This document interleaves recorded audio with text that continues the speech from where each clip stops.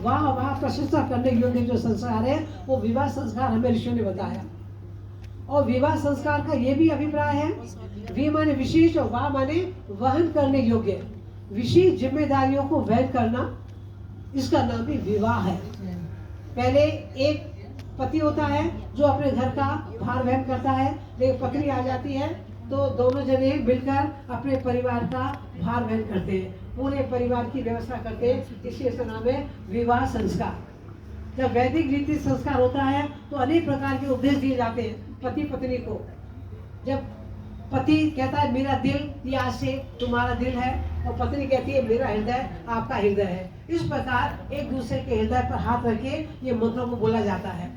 अब विवाह संस्कार होता नहीं है, अब तो बड़े बड़े मॉल होते हैं और मैरिज होम होते हैं जहाँ न चंद्रमा दिखता है, न सूर्य दिखाई देता है, न ध्रुव तारा दिखाई देता है। नहीं तो कन्या को विवाह के बाद ध्रुव तारा दिखाया जाता था, प्रातःकाल 4 बजे तक विवाह हुआ करता था। कि ध्रुव तारे कहते थे नक्षत्र पश्य, हे कन्या इस नक्षत्र को देखो।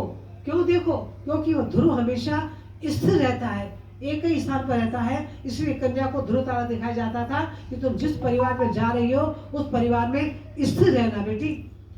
किसी बात पर मन मुटाव हो जाए तो घर से दिखना नहीं, बोरा बिस्तर लेके भाग में जाना। तो बेटी को संस्कार दिए जाते थे तो बेटी घर में रहती थी, कोई कम ज्यादा बात होती थी, कोई सुना सुनी हो जाती थी तो घर में रहती थी, क्योंकि मुझे संस्कार दिया गया है, मुझे घर में दृढ़ रहना है, वो ध्रुव तारे की तरह। तो इसमें बनी रहती थी। पहले इतने घर में बिगड़ते थे जितने आज बिगड़ गए हैं। हम लाखों करोड़ों रुपए खर्च करते हैं, लेकिन बेटियों को संस्कार किसने दिया होगा कि ध्रुव तारे को देखो, दिखाया किसी ने दिखाया। तो डीजे से फुर्सत नहीं है उनको, नाचे गाने से फुर्सत नहीं है। बच्चों को संस्कार दिया जाता था। फिर बेटी को सूर्य दर्शन कराया जाता था कि सूर्य दर्शन करो। क्यों? कि जिस प्रकार सूर्य खुद तप कर औरों को प्रकाश देता है, दूसरों को रोशनी देता है, इसी प्रकार बेटी तुम जिस कुल में जा रही हो वहाँ सब तुमसे अन्यत्र होंगे, तुम्हारा अपना कोई दिखेगा नहीं, वह सब तुम्हारे अपने। लेकिन जब जाओगी तो तुम अजनबी जो है भाव दिखाई देगा। तो वहाँ तुम सूर्य की तरह अपने संस्कारों के द्वारा, अपने गुणों के द्वारा, अपने कर्तव्य के द्वारा सबको वश में करना और उनके मन को जीतना, अपने पति की हृदय साम्राज्ञी बनना। हृदय पर शासन करने के लिए दुनिया को जीत सकते हैं, लेकिन पति को जीतने के लिए वह जीवन निकल जाता है। इसलिए बेटी को ये शिक्षा दी जाती थी। फिर उसको एक हरी चूड़ियां पहनाई जाती थी। जब विवाह होता था तो हरी चूड़ियां, उनका कांच बहुत कच्चा होता था कि ससुराल में जाओगे थोड़ी थोड़ी बात पर रिश्ते टूट जाते हैं। अरे मेरे को सास ऐसे कह दिया, तो बेटा एक कच्ची चूड़ियों की तरह तो हमेशा पक्की बनी रहना। इसलिए प्रेरणा लो, कच्ची मत हो जाना, पक्की बनी रहना। कोई कुछ भी कह दे, सास भी कह दे, पति कह दे, या ननद दोहराए जेठानी कुछ कह दे, बुरा मत मानना, क्योंकि माँ भी तो कहती है, सोचना मेरी माँ ने कह दिया। अगर ननद कहे सोचना मेरी बहन ने कह दिया, अगर देवर कहे सोचना मेरे भाई ने कह दिया। तो इस प्रकार के भाव उनके अंदर संस्कार भरे जाते थे। प्रातःकाल जल्दी उठना, उठकर सब काम समय पर करना, सब सोते हो उनसे पहले उठकर बेटी घर की सफाई करना, पानी भरना, व्यवस्था करना, और सबके उठने से पहले उठकर उसके बाद सास ससुर को प्रणाम करना, उसके बाद सारी दिनचर्या प्रारंभ करना। ये संस्कार आजकल कौन देता है? आजकल तो ये कह देते तू जा रही है वहाँ जाके सास से चाबी लेना पहले अलमारी की, और कहना मेरी अलमारी कौन सी है, मेरा कमरा कौन सा है, मेरा लॉकर कौन सा है, ये काम करना। उनके पैर छूने की बात ही नहीं है। आज सेवा को बहुत सेवा करेगी तो तो सेवा मतलब कोई बाबा आदम के जमाने का शब्द है सेवा, जबकि शास्त्रों में कहा गया है सेवा परमो धर्म। मातृ देवो भव, पितृ देवो भव, आचार्य देवो भव, ये हमारे देव है। एक बार क्या हुआ, पति पत्नी थे तो उनमें झगड़ा हो गया। ऐसा हो जाता है 15 दिन बात नहीं करते पति पत्नी, ऐसा हो जाता है, पता नहीं क्या झगड़ा होता है, समझ नहीं आता। तो उनमें झगड़ा हो गया। अब बात एक ही, अब पति को सुबह जाना था 6 बजे को ट्रेन से, उसकी मीटिंग थी कोई, पत्नी को झगड़ा हो गया, बोले कौन अब? तो उन्होंने स्लिप लिखी और पत्नी की तकिए नीचे चढ़ दी, तो मुझे 5 बजे जगा देना। उसने भी देखा, बात ने देखा, स्लिप लिखी पड़ी 5 बजे जगाना, मीटिंग में जाएंगे। तो उसने भी क्या किया, 6:45 बजे स्लिप लेके रख दी तकिए के नीचे पति के, 6:45 बज गए उठ जाओ। उसे भी देखा नहीं, नींद खुली, देखा 8 बजे गए, और ये क्या बोले तुम जगाए नहीं, आपने बताया नहीं, आपने स्लिप रखी, मैंने भी स्लिप रखी उससे तकिए के नीचे। गाड़ी निकल गई, इंटरव्यू हुआ नहीं, बाबा गड़बड़ हो गया, काना सोया नहीं, काने के बिना सरे नहीं। तो ये स्थिति हो गई है, तेरी मेरी बने नहीं और एक दूसरे के बिना सरे नहीं। तो इसलिए मेरी बेटियों, ऐसे जिस घर में काम होते रहेंगे गूंगे गूंगे भगवान जबान भी बोलने के लिए। ये बच्चे हैं ना, छोटे बच्चे बैठे हुए, ये बच्चे छोटे पति पत्नी के घरों को बना देते हैं। कई बार पति पत्नी संबंध खराब हो जाता है तो बच्चे जोड़ देते हैं। एक पति पत्नी सत्संग में गए 5 साल के बच्चे को लेके, तो महात्मा जी कथा कर रहे थे, तो बच्चे ने सुना कथा हो रही, बहुत अच्छी कथा हो रही है। तो बच्चा कथा सुन घर आया, और घर आके बैठ गया। तो थोड़ी देर में पति पत्नी का किसी बात पर मन मुटाव हो गया। जब मन मुटाव हो गया तो वो उस कमरे में बच्चा स्कूल से आया, सोचा ये क्या है, आज बिल्कुल शांत, ऐसा कुछ शोक सभा से हो रही है घर में, आज क्या हो गया है। तो बच्चा अपनी माँ के दरवाजे में गया, बोला माँ चलो, कैसे उठी बैठी हो, जा अपने पापा को जाके सुना। तो पापा के पास गया कि प्रेम से रहना चाहिए, प्रेम से रहना चाहिए। तो माँ को सुना जाके, वो सत्संग सुन के आया था, प्रेम से रहना चाहिए। तो माँ के पास गया, प्रेम से रहना चाहिए, प्रेम से रहना चाहिए। फिर वो उधर धक्का दे, उधर धक्का दे, बेचारा खो देते हैं बेचारे को। तो बोला ना इधर जाता हूँ ना उधर जाता हूँ, मैं तो बीच में बैठ जाता हूँ, और बीच में बैठ के कहता रहा प्रेम से रहना चाहिए, झगड़ा नहीं करना चाहिए। दोनों बेचारे माँ बाप तो खुश हो गए, दोनों कमरे से निकल के आगे बच्चे को गले से लगा लिया और सबका प्रेम हो गया। देखो ये है बच्चों में संस्कार डालने वाली बातें। ये ग्रस्त बहुत बड़ा धर्म है मेरी बेटियों, इसको निभाना चाहिए हमें। आज जो घर में झगड़े हो रहे हैं उसको मूल कारण यही है, हम सत्संग बच्चों को लेके नहीं आते हैं। एक वक्त छोटा सा आता है, संगशदम संवददम समो मनांसी जानता, ये ग्रसियों के लिए है, सारे उद्देश्य ग्रसियों के लिए। ब्रह्मचारी तो विद्या आश्रम, अपने आश्रमों में, अपने गुरुकुलों में, विद्यालय में शिक्षा अर्जित कर रहे हैं। गृहस्थी गृहस्थ में रहता है। वानप्रस्थी 50 साल का होने के बाद वो अपना प्रचार करता है, सन्यासी भ्रमण करता रहता है प्रचार के लिए। तो उपदेश किसी लिए है, ये गृहस्थियों के लिए। और सारे झगड़े गृहस्थ के, और किसी झगड़े नहीं। तो उनको एक मंत्र में आता है, संगशदम संवददम समो मनांसी जानता। वेद कहता है जो परिवार के सदस्य कैसे रहे, संगशदम, एक साथ मिलकर चलो, एक दूसरे के अनुकूल चलो। कहाँ जाना है, भाई जी ने कहा कि आदमी यज्ञ करना है, तो बच्चों ने सबने कहा जैसे माँ कह रही है वैसे करना है, सब इनके पीछे पीछे चले, इनके अनुयायी बन गए। ये संगशद हो, बड़ों के अनुसार चलो। तो उनका आज्ञा का पालन किया। आज कितने दुआएं मिली उनको, सोचो। माँ जो देवी उससे दुआएं तो मिली, उसके साथ जो देव रूप यहाँ बैठे हुए हैं, इन सबके अंदर भगवान का वास है। कितने देव रूप के द्वारा आपको आश्रय मिला हुआ है। ये संगशद हो, सब मदद हो, एक साथ बोले, एक दूसरे के अनुकूल बोले। अनुकूल बोलने का मतलब होता है घर में 4 लोग हैं, बड़े भी है, पुराणावस्था के भी है और बालक भी है। एक मालूम घर में बड़े किसने कह दिया भाई आज तो क्या है, हमारी तबीयत ठीक नहीं है, ऐसा लगता है खिचड़ी बना के खा ले, तो संबंधित हो। तो परिवार सभी जनों को कहना चाहिए हाँ हाँ आज तो हमारी माता जी की पिताजी की बात मानी जाएगी, आज सब खिचड़ी बना के खाएंगे आराम से। जो आपका प्रोग्राम है उसे कैसे करो, उनकी आज्ञा का पालन करो, ये संबंधित हो। कल दूसरा दिन हो गया, फिर बच्चों ने कहा आज तो भैया पनीर छोले खाने को मन कर रहा है। तो बड़े बुजुर्ग कहते हैं हाँ हाँ आज तो भाई पनीर छोले बनेंगे बच्चों के मन के। ये संबंधित हो, आपने उनकी बात मानी, उन्होंने आपकी बात मानी, झगड़ा खत्म। ये क्या मतलब है कि आज खिचड़ी बनेगी तो बच्चे आते हैं ये अपने चलाते हैं, बड़े बुजुर्ग दिमाग खराब हो गया इनका। अरे ऐसी बातें बड़ों से कहते हो तुम लोग, ये बड़े देव हैं, इनके चरणों में प्रणाम करो। जिन्हें माता पिता के चरणों में प्रणाम किया उन्होंने 33 करोड़ देवों को प्रणाम कर दिया। जब परमात्मा ने, कितनी बार आप सुन चुके हो मेरी बेटियों, मैं फिर सुना देती हूँ आप लोगों को कि जब भगवान ने सृष्टि बनाई तो उन्होंने बहुत सारी वस्तु हमें दी, मनुष्यों को जीवन उपयोगी जीवन के लिए बहुत साधन दिए परमात्मा ने हमें। तो भगवान बांट रहे थे, हम लेके भागते गए। उस भगवान के दरबार में एक चीज गिर पड़ी, वो किसी ने देखी नहीं, तो भगवान ने उसको पैर से दबा लिया। जब सब दुनिया चली गई तो लक्ष्मी जी ने भगवान से पूछा कि आपने क्या दबाया। भगवान ने कहा कि ये शांति है। कि अच्छा इससे क्या होगा कि जब लोगों को शांति चाहिए ना तो मेरे चरणों में आएंगे तब शांति मिलेगी। आज मनुष्य दुखी होता है तो कहाँ जाता है, भगवान के चरणों में ढोक लगाता है, भगवान मुझे शांति देना। फिर लक्ष्मी जी ने पूछा आपके चरण कहाँ मिलेंगे, तो भगवान ने बड़ा सुंदर उत्तर दिया, मेरे घर घर में माँ बनाई। जिसने माता पिता के चरणों में प्रणाम किए ना उसने समझ मेरे चरणों में प्रणाम कर दिया। भगवान के चरण है, वो माता पिता के चरण नहीं है मेरी बहनों, भगवान के चरण है। एक परिवार में गई, उनके माता पिता नहीं थे, बड़े आज्ञाकारी बच्चे, बहुएं बड़े होना, वो सब में एक था। तो उन्होंने क्या किया था, अपने माता पिता के चरण, जब दिवाली होती है या कुछ और फंक्शन होता है तो हमारे घर में हम बाजार में जाके पेड़ ले आते हैं, वो दीवार लगाते दरवाजे पर, लक्ष्मी जी आएगी। लक्ष्मी जी कौन सी है, तुम भी लक्ष्मी हो, ये माँ लक्ष्मी है, तो उन्होंने अपने माता पिता के चरण बना के रख दिए थे।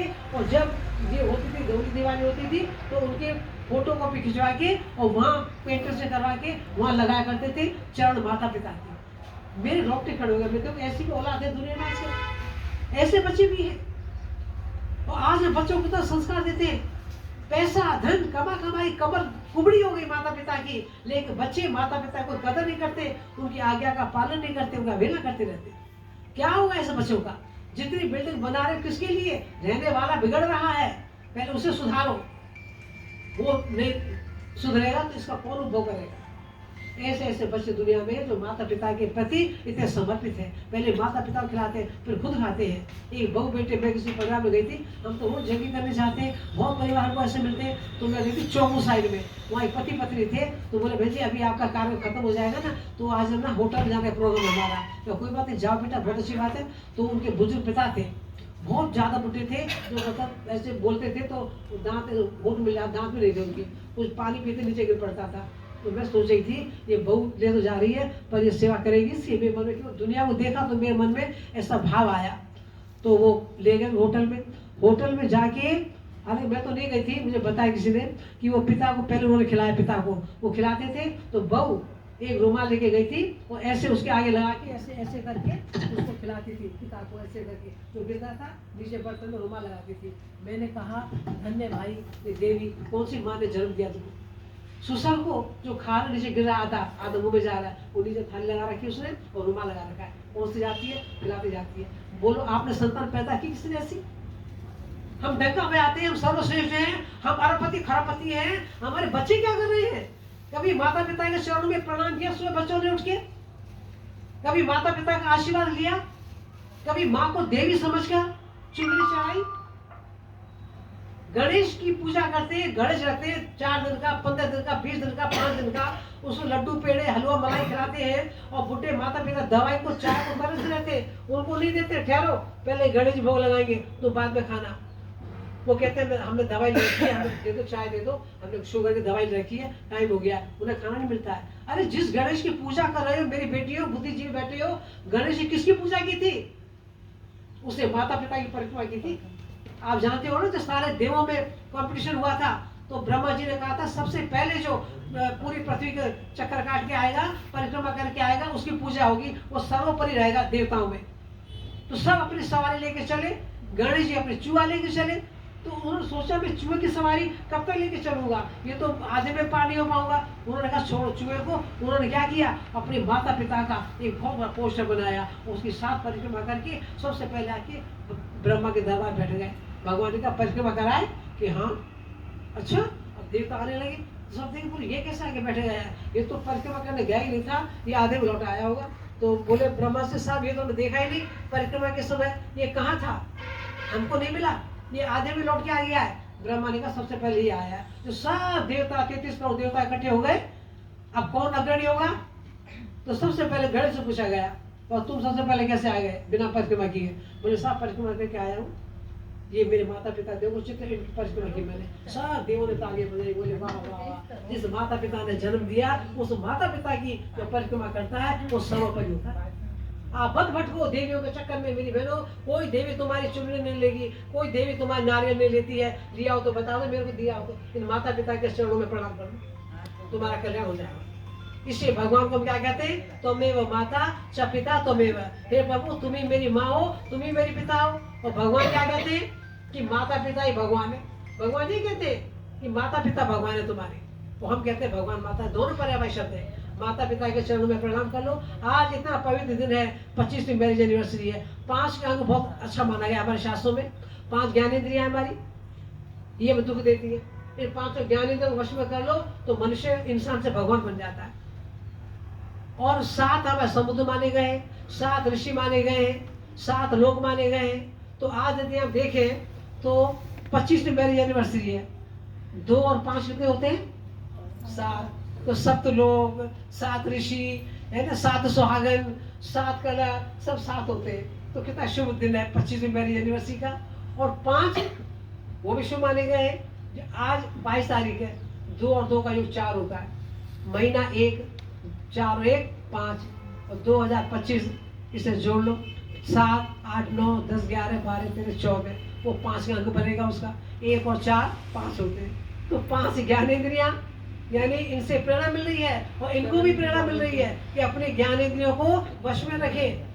और 7 ऋषियों की तरह हम महाराज, तो हमको भी प्रेरणा मिलती है कि इनका जो 5 का अंक बन रहा है वो हमें भी कहीं ना कहीं संकेत कर रहा है कि हम भी अपने ज्ञानेंद्रियों पर नियंत्रण रखें। मेरी बहनों, ज्यादा नियंत्रण नहीं रखना है, मैं इतना कर लो, 24 घंटे में से 2 घंटे प्यारे प्रभु को निकाल दिया करो। और हमारा तो सप्ताह में एक बार होता है, सप्ताह में 2 घंटे प्यारे प्रभु को दे दो, इतना ही कंट्रोल करो अपने ज्ञानेंद्रियों के ऊपर। आज ये शिक्षा दे दो। 7 दिन में रविवार को यहाँ पर 7:30 से 9:30 कार्यक्रम होता है हमारे खाते में। ये अपना पुण्य जो मन में आया ना उसे आगे बढ़ाओ, रोको मत उसको। मेरे मन में आया कहीं भंडारा खाने गई मैं, मुझे लगा भाई 1000 रुपये देने चाहिए मेरे को यहाँ। ये पुण्य जो विचार मेरे मन में आया ना, ध्यान से सुनना, ये कई जन्मों की जो पुण्य कर्मों का परिणाम है, जो आपके अंदर भाव जगा मुझे 1000 रुपये दान करने चाहिए। आपने कर दिए तो वो और 1000 गुना बढ़ के आगे मिलने वाला है आप लोगों को, और आपका पुण्य बढ़ेगा, हिम्मत बढ़ेगी। बैठो बैठो बैठो, बात में करना, बैठो अभी। और यदि आपने उस भाव को छोड़ दिया आपने उस भाव को, तो क्या होगा?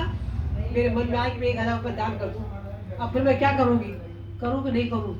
अरे बहुत लोग कर जाते हैं, या मैं जी करूं कि नहीं करूं, मैं जी करूं कि नहीं करूं, तो कोई दान नहीं हुआ, क्या कर दे वो नहीं होगा, पैसा क्या करूंगी? तो मैंने तो किया नहीं, पर जिससे मेरी हिम्मत तुड़वा दी वो भी पाप का भागी, मैं भी पाप की भागी। उस पवित्र विचार को हमने छोड़ दिया, वो पवित्र विचार आगे बढ़ाओ। ये पुण्य है, ये परमात्मा की कृपा के बिना कभी ऐसी पवित्र प्रेरणाएं नहीं आती है। इन बच्चों के मन में आया, दिल्ली से, सोनीपत से, पानीपत से, ग्वालियर से, काका लोग आए हुए, क्यों? इनके मन में भाव जगा कि हम चले। बहुत पवित्र कार्य है, 16 संस्कारों में पवित्र संस्कार है हमारा विवाह संस्कार। उसमें आप आशीर्वाद देने के लिए, एक जगह में आवते लगाने के लिए, इन बच्चों का उत्साहवर्धन करने के लिए आप यहाँ आए। कितना पवित्र भाव आपके अंदर है, और जहाँ ये वाइब्रेशन छूटे, ये स्थान बहुत पवित्र हो गया। तो मेरी बहनों, मेरा कहना मतलब यही है कि हम इन दिनों के महत्व को समझे। केवल बना के और केक काट के और हाँ हुल्लड़ करके हम तुम्हें कमरे में बंद, ये गंदे गंदे गाने हम लोग नहीं गाएं, अच्छे अच्छे गाने गाएं। एक जगह कोई बहन मेरे को ले गई, बोली दीदी गीत गवाएंगे आप? हाँ चलो।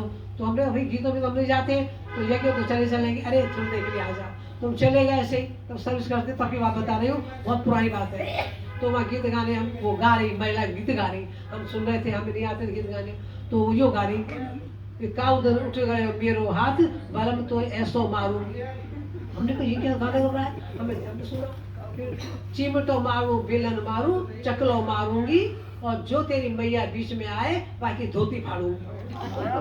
बताओ, इन गीतों से कल्याण होगा मेरी बहनों? अरे गीत गाओ, विश्वपति जगदीश तुम, तेरा ही ओम नाम है, मस्तक झुका के प्रेम से ईश्वर तुम्हें प्रणाम है। ये गीत गाए करो, अच्छे गीत गाए करो। कुल की परंपरा मर्यादा निभाए जाना बेटी, ये गीत गाओ, बेटी को आशीर्वाद दो। जो घर में आए गरीबी तो धर्म न तजना बीबी, टोटे में सास से काम चलाए जाना बेटी। और क्या कहो बेटी को? जो दे प्रभु संपत्ति भारी, तो भूल न जाना प्यारी, अपने देश धर्म हित दान दिलाए जाना बेटी, कुल की परंपरा मर्यादा निभाए जाना बेटी। ये संस्कार दो बच्चों, कुल की परंपरा मर्यादा, माता पिता के कुल की भी, और ससुराल में जाओगी उस कुल की भी जो परंपरा है उसको करना। अगर सास पतली रोटी खाती है तो पतली रोटी बना के देना, उस कुल की लाज रखना। यहाँ मोटी बनती है, वहाँ मोटी बना के खिला देना उसको, अब पतली रोटी बना के खिलाना, पानी को भेजो उसे। तो ऐसा में ध्यान रखना मेरी बेटियों। समय बहुत हो रहा है और सबको जाना भी होगा। बहुत अच्छा कार्यक्रम रहा। सभी